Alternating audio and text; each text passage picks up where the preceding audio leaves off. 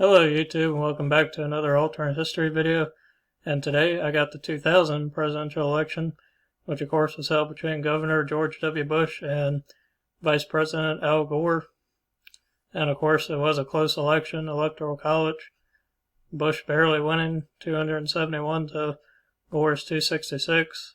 Like I said, close election, and it came down to Florida, which was contested and controversial, a lot of lawsuits. Went to the Supreme Court, of course, and they ruled in favor of Bush, and his final tally stood at 500 and some votes in the end, so they gave him the narrow win. Definitely a contested and better election result. But anyway, in this alternate scenario, here you say I got Ralph Nader running as a Democrat, who actually ran as an independent in, I believe, the Green Party. In this year of 2000, he ran as a third party, like I said, the Green Party. And he was actually kind of blamed for Gore's loss. At least some of his supporters try to say that Nader took away too many votes from Gore, which I guess he did, but I don't really think Nader really spoiled it as they say he did, because he didn't really do like a Ross Perot type performance. So that's why I don't think Nader really had that much impact. Of course, he took away some vote from Gore, but I don't really think it was enough. But of course, some of his supporters tried to say that Nader did ruin it and gave Bush the win. So I actually got Nader, like I said here, as if he did run for the Democratic nomination, and if he won it, and we'll see how he could do against Bush. So getting into this, I believe, of course, the typical Bush states are going to be Idaho, Wyoming, and Utah. Wyoming being Dick Cheney's home state, the running mate of Bush. And I think Montana would be pretty solid, as well as the Dakotas, North Dakota, South Dakota, and Nebraska, especially these states, because of Nader was, like I said, a Green Party type guy. He never did declare to be a Democrat, but he was just Green Party independent. But his environmental policies and green policies wouldn't go well, I believe, in these Great Plains states, as these are overwhelmingly good for Bush, I believe, as well as Kansas, Oklahoma, and of course his home state of Texas. Alaska down here, like I said, that environmentalism and green causes that Nader run on, I don't think would go well in these more less regulated on the environment states. And I believe Bush, of course, will take the Deep South, Arkansas, Louisiana, Mississippi, Alabama, states that are very physically conservative and socially too. At that, I believe Bush should win these with these, as well as these Appalachian states of Tennessee and Kentucky. Of course, Tennessee was Al Gore's state, but Bush was able to pull out a victory there still, but I don't think it'd be as close if it was Nader. I believe Bush would win these with these. And West Virginia too, which did vote for Bush. It went against Gore after it went for Clinton. But of course, Gore, much similar to Nader, ran on environmentalism too, and that kind of turned off some of these West Virginia voters. Coal miners, turned off a lot of them, so they switched to Bush, and Bush was able to flip the state. And I believe they would definitely vote for Bush against Nader, because of Nader, like I said, running on his green policies. The coal mining industry wouldn't like that. And I believe Bush would take Indiana here. South Carolina, Georgia was definitely a solid state when Bush won it, so I believe it would stay that way against Ralph Nader. Some Nader states, however, are going to be New York, of course, Vermont, Massachusetts, Rhode Island would be pretty likely, and his home state, Connecticut, I believe, would be solid for him. New Jersey would be pretty likely, and Delaware and Maryland. Bush was actually kind of competitive in some of these northeastern states because he had that moderate appeal. But I believe these are solidly good for Nader still because of his appeal being from Connecticut, his New England appeal here. I believe he won these states pretty easily. Illinois would be pretty likely for him because of Chicago, although Bush was pretty competitive in the suburbs, more competitive than the Republicans today, but I believe it would still be pretty likely to safe state for Nader, as it was for Gore. I believe you take Minnesota pretty easily because of Minneapolis. It would be like a lean to likely say, I believe. Minneapolis is usually too much to overcome. And of course, Minnesota has gone Democrat since 1976. So I believe I would say that way and go for Ralph Nader. I believe it would take Hawaii's 4 electoral votes. Of course, a Democratic stronghold. And getting into these western states over here, Washington, I think it was like a likely margin for Gore, but he was able to pull it off because of the suburbs in the state. Although, like I said, Bush did pretty good in them too. But Gore had the edge, so I think Nader would win Washington as well. Oregon was actually competitive. I believe it was like a tilt margin for Gore. It wasn't called until very later, probably like days later, I think it was called. Kind of like Florida. Of course, Florida was brought to the Supreme Court later on, but Oregon was also a competitive state. It was probably, I think it was the most competitive on the West Coast because Bush had that moderate appeal in the suburbs on certain social and economic issues, I think.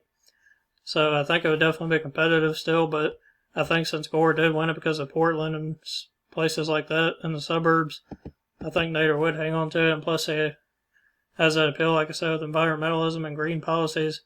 Of course, the green policies and all wouldn't be popular here in the Great Plains in the South, but it would definitely be more popular here in the West Coast. So I think Nader could actually win Oregon by a little bigger margin than even Gore did, maybe by a couple points. But I think it would still be pretty close because of Bush's moderate appeal. And California would be pretty solid, of course, turned into a Democratic stronghold. Been voting that way since 1992, so I believe Nader would hang on to that. Missouri here in the Midwest, it used to be a bellwether, more of a swing state. It has, of course, become more Republican since at least the 2000s. It's definitely solid now that way. Well, it was more of a swing state and bellwether back then, but it did go for Bush, I believe, and I believe like a lean margin or so. So I think because of that, Bush would hang on to it. And like I said, Nader's environmentalism and green policies wouldn't go over so well in these Great Plains and Midwestern states. So I believe these would definitely be solid for Bush. Nevada, they go for Bush. Of course, he did better like in Washoe and Clark County. He had that moderate appeal, especially on immigration. So for that reason, I believe Bush would hang on to Nevada by a lean to tilt margin. As it, like I say, had that suburban appeal in Clark County with immigration, especially have a moderate appeal on that. And Arizona, I believe, is going to be pretty solid.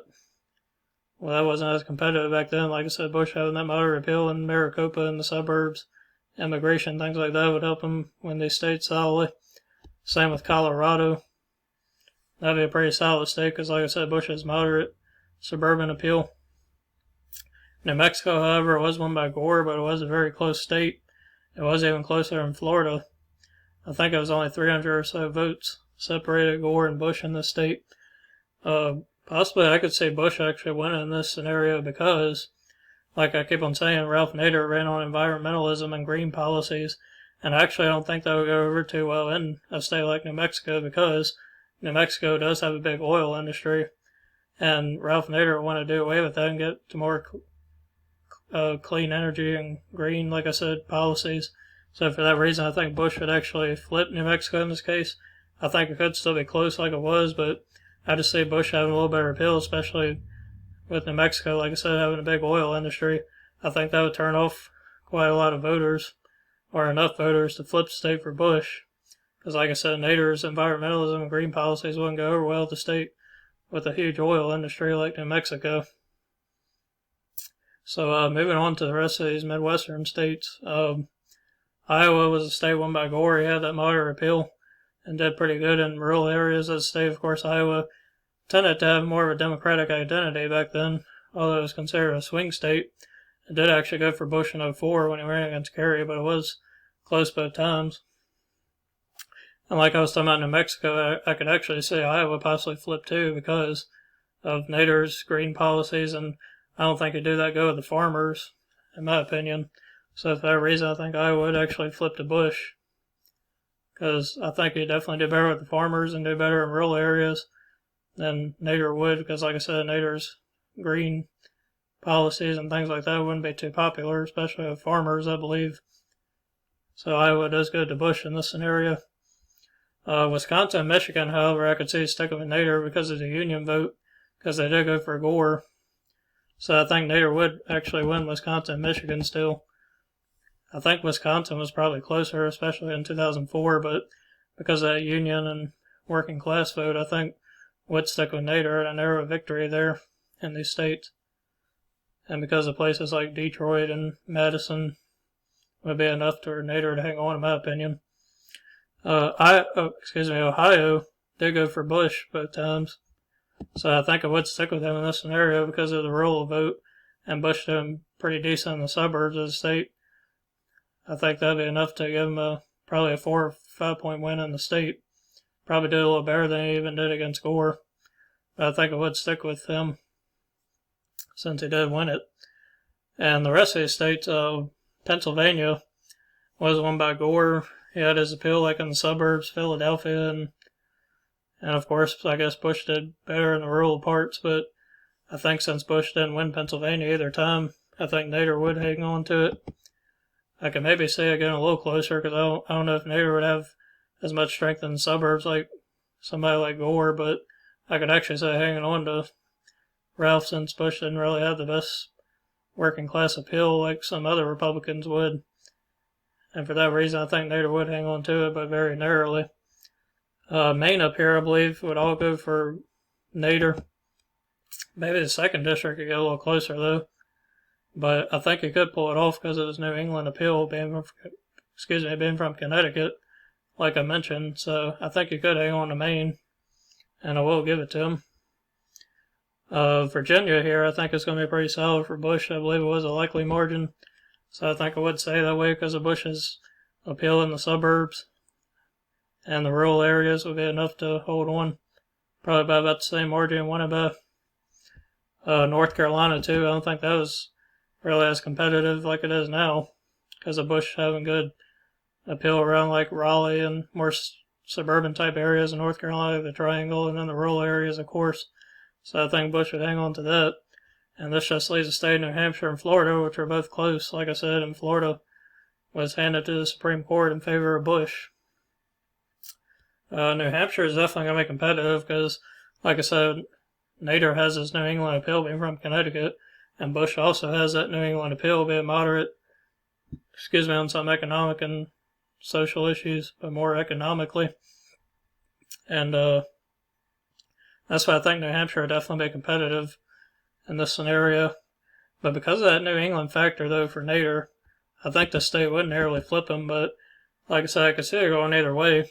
Because Bush had that appeal and he was able to win it.